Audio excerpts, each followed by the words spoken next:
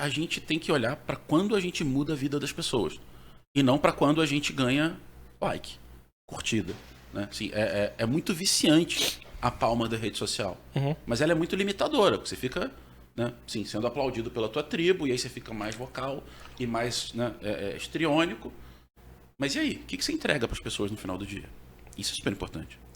Isso aí, e aí é uma crítica que eu tenho a determinados segmentos, né? Partido Novo, né? Aconteceu um pouco isso, e para piorar, dentro do partido também teve brigas internas e tudo mais.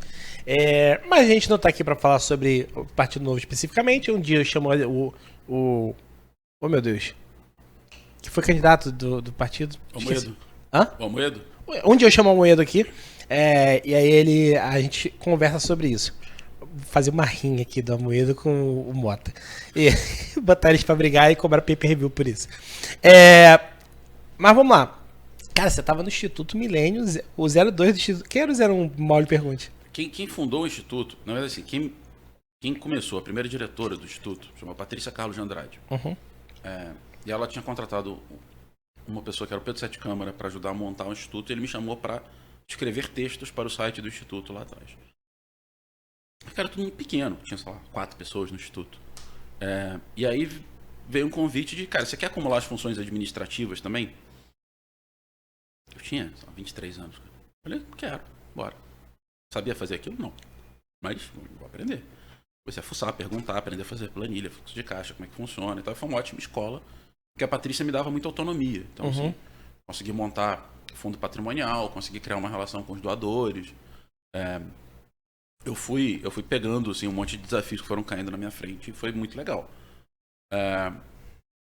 Mas era um momento, você está falando de 2005, 2006.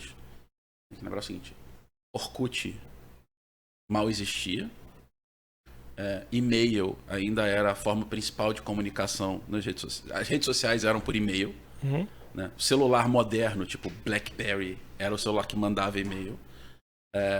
Então o ritmo de transmissão da informação ainda era muito menor, né? E você tinha menos gente plugada nesse mundo digital. Então você tem gente hoje muito engajada que nasceu lá, em 2005, 2006. Então, assim, a gente começou a fazer um site. E a ideia era fazer um site e colocar conteúdo no site. E você não tinha muita noção de como é que aquilo circulava para quem copiava, mandava. Então, assim, você não tinha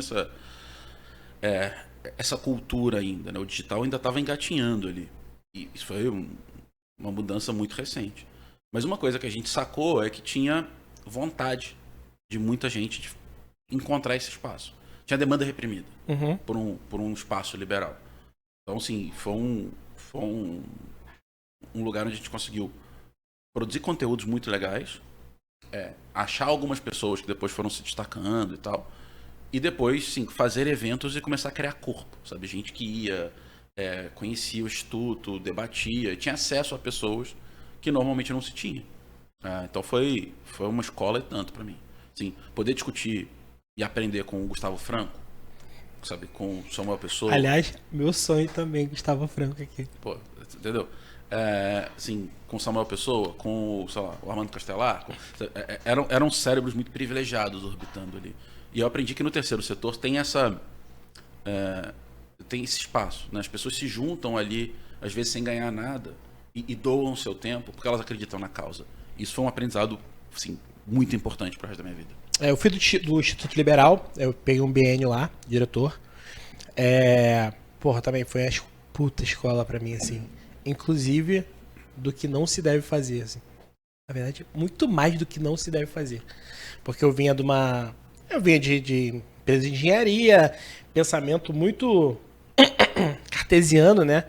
Faz isso. Aí você começa o teu produto final é mudança de ideia da sociedade, né? Difícil de medir, né? Puta que pariu. Aí quando de medir. eu até vou discordar, você vai me permitir discordar um pouquinho, porque a única medida que a gente tinha era o like na época.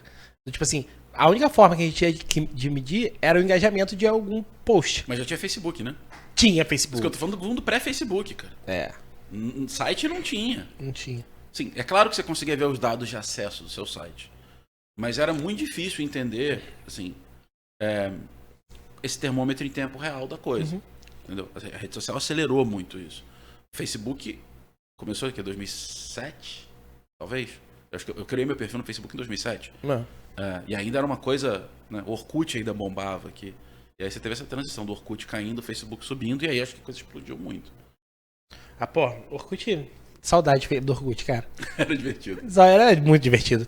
E foi na época do Orkut também que a galera começava a fazer a piada que os liberais cabiam dentro de uma Kombi. Não, é anterior. É anterior ainda? Essa piada é uma piada analógica, cara. É uma piada É uma analógica. piada analógica. Não, cara, o Instituto Liberal, que eu tive a honra de fazer parte, foi fundado, salvo engano, em 89, 88, pelo Donald Stewart. Cara que traduziu Ayn Rand, traduziu a Revolta de Atlas, o primeiro tradutor da Revolta de Atlas no Brasil, né? Pô, e cara, o negócio é complicado. Terceiro setor no Brasil é complicado por uma série de fatores, mas eu queria a tua visão. E aí por que ONG não dá certo no Brasil ou ONG vira ONG sem o N?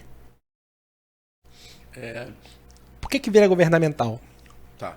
Eu acho que tem diferentes coisas, né, diferentes explicações que eu consigo entender. Primeiro, assim, cultura de doação era uma coisa meio incipiente na época. Uhum. Então, os que você tinha eram ONGs que dependiam de poucos doadores grandes. E não se criou uma cultura de diferentes fontes de receita. Então,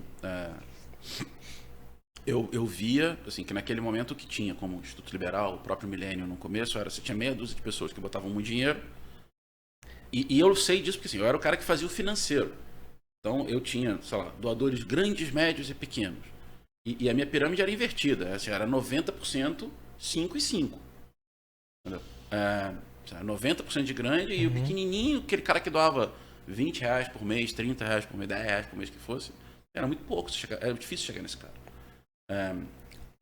Hoje eu já acho que você consegue equilibrar isso melhor. Sim, com a internet hoje ficou mais fácil. E você cria produtos melhores para as pessoas. Uhum. Né? Você entrega mais. Fala, pessoal, esse foi um corte do Tudão Cast, tá? Se você gostou dessa história, dá uma olhada no episódio completo que tá aqui na descrição do canal. E lá no canal a gente tem muito mais histórias maneiras como essa. Dá uma curtidinha lá, assina o canal. Fico por aqui, até mais. Valeu!